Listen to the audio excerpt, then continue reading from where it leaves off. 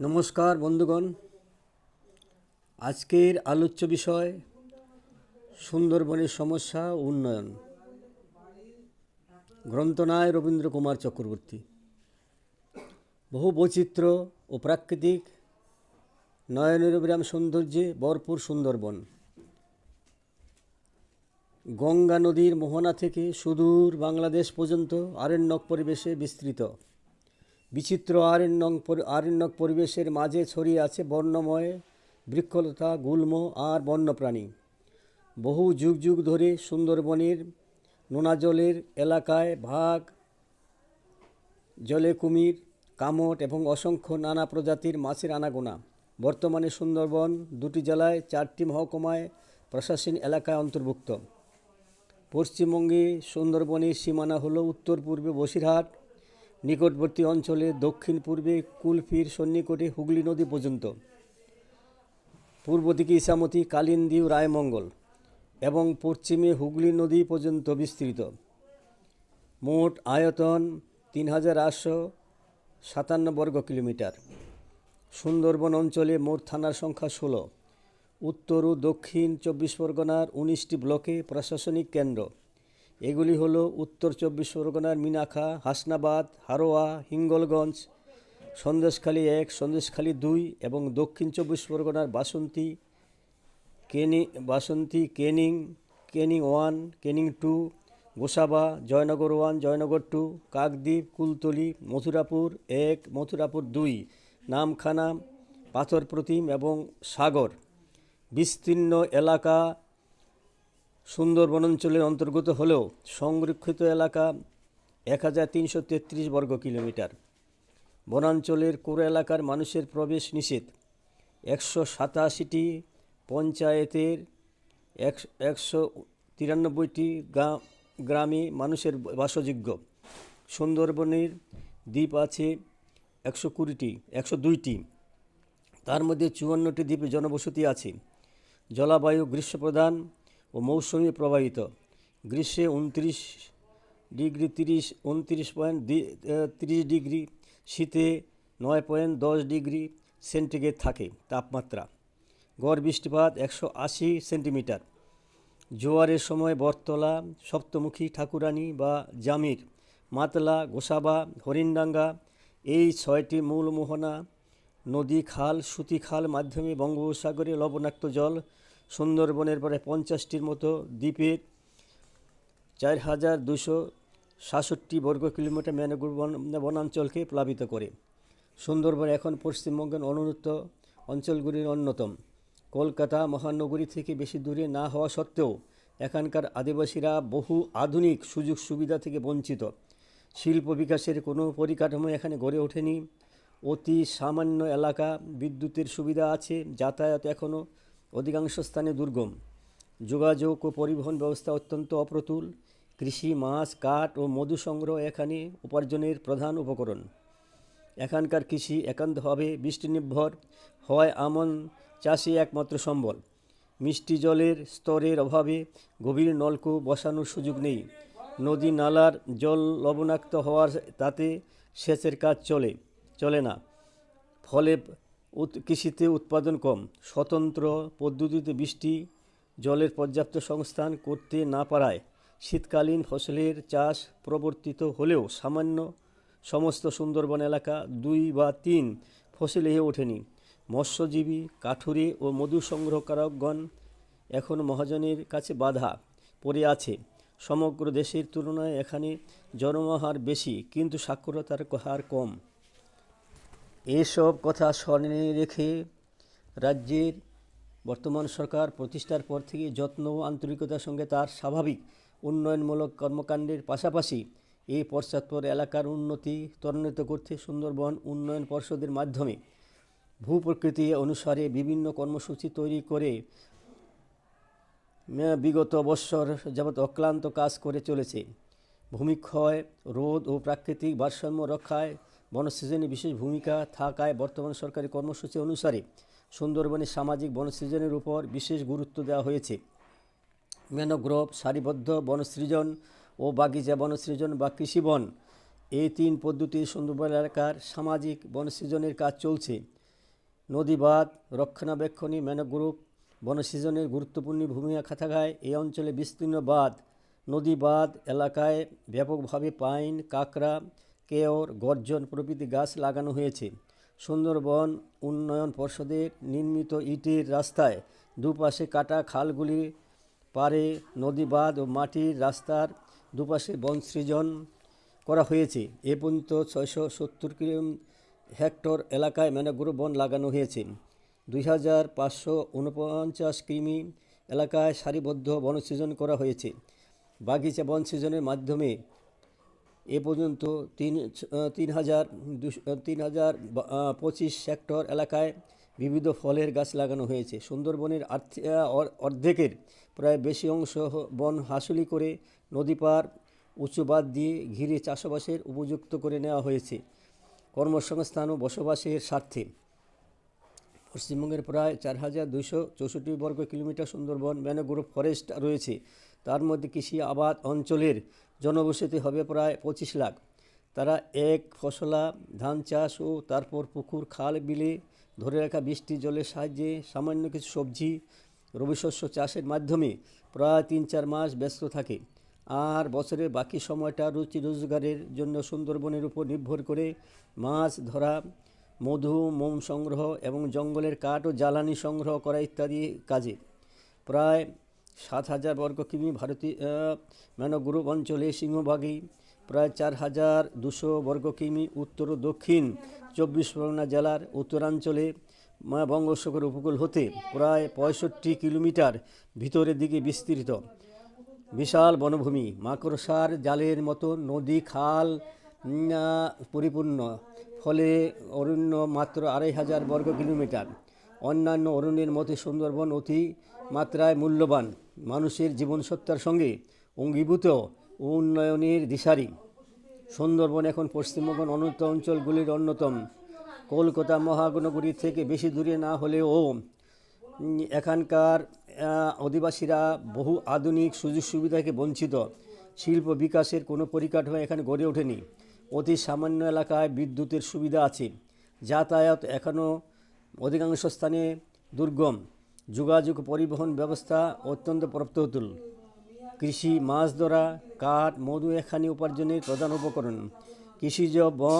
কৃষিজ বনজ সামগ্রী ছাড়া সুন্দরবনে আকর্ষণীয় ও লোভনীয় দিকটা হলো নোনা জলের মাছ ও চিংড়ি চাষ। এই অঞ্চলে প্রচুর মাছ থাকলেও অর্থকরী মাছ বলতে সামুদ্রিক চিংড়ি প্রধান। মোহনা অঞ্চলে অত্যাধিক খাদ্য থাকায় চিংড়ি পোনা ঝাঁকে ঝাঁকে ছুটে আসে সমুদ্র থেকে, পরে ছড়িয়ে পড়ে নদী, খাড়ি ও খালে।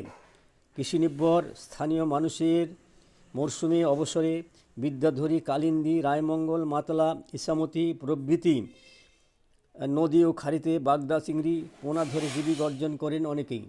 এখানকার কৃষি একান্তভাবে বৃষ্টি নির্ভর, হয় আমন ধানের চাষি সম্বল। বৃষ্টি জলের স্তরের অভাবে গভীর নলকূপ বসানোর সুযোগ নেই।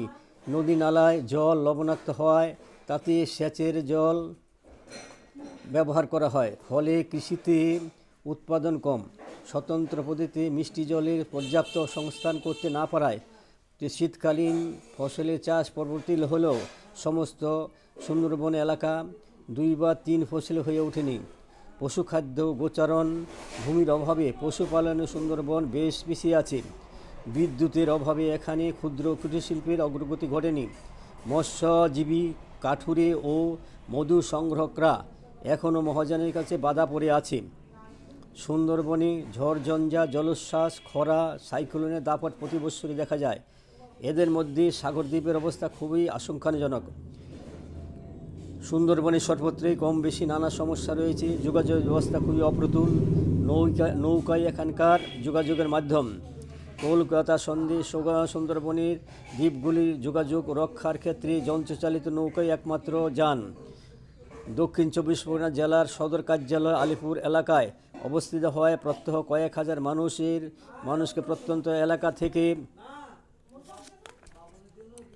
কলকাতা আসতে হয়। এই এলাকায় সুচিকিৎসার জন্য কোনো উল্লেখযোগ্য হাসপাতাল না থাকায় এদের কলকাতা আসতে হয়, অথচ প্রত্যন্ত এলাকা থেকে মুমূর্ষু রোগীকে এসে হাসপাতালে সুযোগ সুবিধা পেতে এরা বঞ্চিত হয়। অনেক রুগী সুন্দরবন এলাকা থেকে কলকাতায় ভালো চিকিৎসার জন্য নিয়ে আসার পথে মারা যায়। পরিকাঠামোগত ব্যবস্থা ছাড়াও অপর সমস্যা হলো কর্মসংস্থান ও রুজি রোজগারের সমস্যা। সুন্দরবনের সমস্যার মধ্যে অন্যতম হলো সুন্দরবন অঞ্চলের জনসংখ্যা দ্রুত বৃদ্ধি। উচ্চ জন্মহারের সঙ্গে সঙ্গে পার্শ্ববর্তী বাংলাদেশ থেকে অসংখ্য উদ্বাস্তু আগমন মূল কারণ। সুন্দরবনে জারখালি ছাড়াও জম্বুদ্বীপে ও বন সংস্কার করে সদ্য আসা মৎস্যজীবীদের বসতি স্থাপন, দ্রুত জনসংখ্যা বৃদ্ধির কারণে সুন্দরবনের বনসম্পদ, জলসম্পদ, প্রাণী সম্পদ ভয়াবহভাবে দ্রুত হারে হ্রাস পাচ্ছে। সুন্দরবনের কিছু অসংখ্যক মানুষ এই যে নির্বিচারে বনসম্পদ ধ্বংস করে চলেছে ও নিজেদের অস্তিত্বকে সংকটের মুখে ঠেলে দিচ্ছে, তার পিছনে রয়েছে তাদের দারিদ্র্য, অসহায়তা এবং সামগ্রিকভাবে সুন্দরবন অঞ্চলের দুর্বল অর্থনীতি। সুন্দরবনের জনজীবনে সুচেতনা অভাব রয়েছে। গরিব মানুষ চটজলদি লাভের আশায় বাগদাপোনা ধরে বাগদা চাষ করে জমিকে বন্ধা করে দিচ্ছে। এদের ভুল বোঝাচ্ছে গ্রামীণ ফরিচক্র। এই এলাকায় সর্বত্রই ফরে অর্থনীতি বেশ তৎপর। নদী এবং সমুদ্র বহু মাছ ধরে জীবিকা নির্বাহ করলেও সেই জীবিকা তেমন অনিশ্চিত, তেমনি ঝুঁকিবহুল। তাছাড়া বছরের পর বছর অনিয়ন্ত্রিতভাবে মাছ ধরে নেওয়ার ফলে নদী এবং সমুদ্রে মাছের যোগান দ্রুত হ্রাস পাচ্ছে। সব জায়গায় আদিবাসীদের মতো সুন্দরবনের আদিবাসীরা কাজের বিনিময়ে অত্যন্ত কম মজুরি পায়। সব জায়গায় এই একই চিত্র, অপুষ্টিতে মৃত্যু হরদম। এদের মধ্যে ভূমিহীনদের হাতে 3 থেকে 4 মাসের বেশি কাজ থাকে না। বনে বাঘ, জলে কুমির, কামটের সঙ্গে দিনের পর দিন অসহন লড়াই চালিয়ে মাথা গুজরান করছেন এরা। এখানকার হাজার হাজার মানুষ দিনের পর দিন কাজের অভাব এদের রয়েছে। সুন্দরবন অঞ্চলে সমস্যার পাশাপাশি যথেষ্ট সম্ভাবনা রয়েছে। এখানকার কৃষি একান্তভাবেই বৃষ্টিনির্ভর হয়। আমন ধানের চাষই এদের একমাত্র সম্বল। খনিজ দ্রব্য, বিদ্যুতের অভাবে এখানে ক্ষুদ্র কুটির শিল্পের অগ্রগতি ঘটেনি। এখানকার প্রধান দ্বীপগুলি হল সাগর, লুধিয়ান, বালুচরি, ডালহৌসি, বেঙ্গাদুনি প্রভৃতি। এদের মধ্যে সাগর দ্বীপের আয়তন বৃহত্তম। এই দ্বীপে তরমুজের চাষ প্রচুর পরিমাণে হয়। এছাড়া সুন্দরবন অঞ্চলে নারকেল, তুলু, চিনেবাদাম, সয়াবিন, সাদা বিট, সূর্যমুখীর চাষ ভালো হয়। এই এলাকায় কৃষিনির্ভর শিল্প গড়ে ওঠার সম্ভাবনা যথেষ্ট পরিমাণে আছে। এর মধ্যে তরমুজের রস থেকে ঠান্ডা পানীয় তৈরির কারখানা হওয়ার সম্ভাবনা দেখা দিয়েছে। এছাড়া সাগরদ্বীপে কেরলের মতো নারকেল প্রকল্প গড়ে তোলার সম্ভাবনা রয়েছে। নারকেল থেকে তেল ও নারকেল সোবরা থেকে গদি এবং দড়ি, সূর্যমুখী, চিনাবাদাম তেল তৈরির যথেষ্ট সম্ভাবনা রয়েছে। নদী পাড়ে বাঁধাবন সিজনের সঙ্গে সঙ্গে বৈজ্ঞানিক পদ্ধতিতে স্থানীয় বাসিন্দারা সেরিকালচার বা গলদা চিংড়ি ও পার্শ্বে চাষের যথেষ্ট সম্ভাবনা দেখা দিয়েছে। কুটির শিল্পের মাধ্যমে বন সংলগ্ন স্থানীয় আদিবাসীদের মধ্যে সুন্দরবনের ডাচ মৌমাছি আর সাধারণ মৌমাছির বাষ্প পদ্ধতিতে মধু সংগ্রহের যথেষ্ট সম্ভাবনা আছে, যাতে এই এলাকায় মৌলিক সম্প্রদায়ের মধ্যে মানুষ ক্ষুধার জ্বালায় ছেলেমেয়ে ভরণ পোষণের জন্য জীবনকে তুচ্ছ করে সুন্দরবনের মধু আর কাঠ সংগ্রহের জন্য নরখাদক বাঘ ও হিংস্র কুমির, কামড় ও বিষধর সাপের হাতে প্রাণ না দিতে হয় বাঁধাবনের সংরক্ষণের স্বার্থে। নিত্য প্রয়োজনের জ্বালানি খরচ কমাবার জন্য স্বল্প জ্বালানির উনান খুব অল্প সময়ের মধ্যে সুন্দরবনে জনপ্রিয় হয়ে উঠেছে। যথেষ্ট চেষ্টা করা হচ্ছে হাওয়া কল, সৌর চুল্লির মাধ্যমে শক্তি সৃষ্টি ও সঞ্চয় করে ছোটোখাটো আত্মনির্ভর কুটির শিল্প চালু করার। সুন্দরবনের ধুন্দল, অন্যান্য কিছু কাঠে তবলা, লাঠি, ছাতার হ্যান্ডেল, টেবিল ল্যাম্প, অ্যাস্ট্রে, অন্যান্য রুচিসম্পদ শৌখিন দ্রব্যাদি তৈরি যথেষ্ট সম্ভাবনা রয়েছে। এছাড়া নানা জাতের শামুক ও ঝিনুক থেকে মালা ও কিউরি তৈরি যথেষ্ট উপাদান এখানে পর্যাপ্ত পরিমাণে আছে। গাছের ছাল থেকে কিছু ট্রেনিং শিল্প এখানে আছে। আরও বহু পরিমাণে শিল্পের সম্ভাবনা এখানে আছে। সুন্দরবন এলাকায় যথেষ্ট পরিমাণে খাড়ি, বেরি, নদী এবং সমুদ্র উপকূলে প্রচুর পরিমাণে ইলিশ, ভেটকি, চিংড়ি, পার্শে, পাবদা, ভাঙর, সার্টিন, পমফ্রেট শঙ্কর, ম্যাকবেল, রিটা মাছ পাওয়া যায়। এই মাছ প্রক্রিয়নের আরও বেশি শিল্প গড়ে ওঠার সম্ভাবনা দেখা দিয়েছে। এছাড়া শুষ্ক মাছ, চিংড়ির অবশিষ্টাংশ থেকে হাঁস, মুরগি ও শূকরের খাদ্য তৈরি করে কারখানা এখানে হতে পারে। তাছাড়া আরও শুকনো মাছের কারখানা এখানে গড়ে ওঠার সম্ভাবনা দেখাচ্ছে। দিন দিন মাছের উৎপাদন বৃদ্ধির সঙ্গে সঙ্গে বাড়ছে এই এলাকার চিংড়ি চাষ। চিংড়ির সিড উৎপাদন ক্ষেত্র এবং এদের বাজারজাত করার জন্য চিংড়ি মাথার ভিতরে কিছু অংশ বের করে বায়ুশূন্য টিনজাতকরণের প্রকল্প স্থাপিত হলে এই চাষ আরও ব্যাপকভাবে বৃদ্ধি পাবে। আরও উৎপাদিত অন্যান্য মাছকে সংগ্রহণ করে নামখানা, ক্যানিং, নেজাট প্রভৃতি স্থানে বরফ কারখানা আরও বেশিভাবে গড়ে ওঠার সম্ভাবনা দেখা দিয়েছে। এই এলাকায় হাঙ্গরের তেল তৈরির কারখানা গড়ে ওঠার সম্ভাবনা রয়েছে। এই এলাকায় নৌশিল্প গড়ে ওঠার সম্ভাবনা আছে। তাছাড়া মাছ ধরার সরঞ্জাম তৈরির প্রকল্প গড়ে ওঠারও সম্ভাবনা দেখা দিয়েছে। সুন্দরবনের আরও শিল্পের মধ্যে রয়েছে চালকল ও সমুদ্রের জল থেকে লবণ প্রস্তুত করার কারখানা। লবণ শিল্প এখানকার বিখ্যাত শিল্প। সুন্দরবন এলাকার খনিজ তেলের অনুসন্ধানে কাজ চলছে। ফ্রেজারগঞ্জে সার্কলিভার অয়েল উৎপাদন কেন্দ্র আছে। মথুরাপুরে একটি সার কারখানা স্থাপনে কাজ চলছে। কাকদ্বীপ, ক্যানিং সমুদ্রদ্বীপে প্রচুর পরিমাণে টমেটো, কাঁচা লঙ্কা উৎপন্ন হয়। এই দ্বৈতবাদী থেকে খাদ্য প্রক্রিয়ার শিল্প গড়ে ওঠার সম্ভাবনা রয়েছে। সুন্দরবনে এলাকায় প্রাচীন শিল্প বিকাশের সম্ভাবনা রয়েছে। এই এলাকায় পর্যটকদের আকর্ষণ সৃষ্টি স্থানের অভাব নেই। বিশ্বের অন্যতম বিস্ময় সুন্দরবনের জলজঙ্গলে দাপিয়ে বেড়ায় উভয়চর, নোনা জলে ধূর্ত হিংস্র বাঘ, কুমির, কচ্ছপ, গোসাপ আর নানা ধরনের কাঁকড়া। সুন্দরবনের জীব পরিমণ্ডলে রয়েছে ৯,৬৩০ বর্গ কিলোমিটার বন ও বন সংলগ্ন অঞ্চল নিয়ে উত্তর জাম্পিয়ার হ্যাজেজ লাইন, অর্থাৎ যতদূর সমুদ্রে জোয়ার ভাটা খেলে সেই পর্যন্ত। তার মধ্যে বাদাবন থেকে ৪,২৬৪ বর্গ কিলোমিটার। বাদাবনে রয়েছে ২,৫৮৫ বর্গ কিলোমিটার জুড়ে সুন্দরবন ব্যাঘ্র প্রকল্প। সুন্দরবনে ৩টি বনারণ্য রয়েছে। ১৯৭৬ সাল থেকে এইগুলি সজনেখালি অভয়ারণ্যে ৩,৬০২ বর্গ কিমি, লুধিয়ান অরণ্য রইল ৩৮.০ বর্গ কিমি, হেলিডে দ্বীপ অভয়ারণ্যে রয়েছে ৫.৯৫ বর্গ কিমি। এছাড়াও ১৯৭৬ সালে তৈরি হয়েছে ভগবতপুরে কুমির প্রকল্প। সুন্দরবনের মৎস্য চাষ ও কৃষির পরিমাণ প্রায় ৪,০৫,১১৪.২৬ বর্গ কিমি। এছাড়া সজনেখালি, সুদর্ণখালি, নেতাধুপানি, হলদি প্রভৃতি স্থানে ওয়াচ টাওয়ার আছে। ফ্রেজারগঞ্জের নবনির্মিত মৎস্য দপ্তরের সাগরকন্যা পর্যটকের ঘরে বসে সাগরের সূর্যাস্ত দেখার সুযোগ করে দিয়েছে। এছাড়া সজনেখালিতে আছে পাখিয়ালয়। এখানে প্রায় ৫৮০ প্রজাতির পাখি দেখা যায়।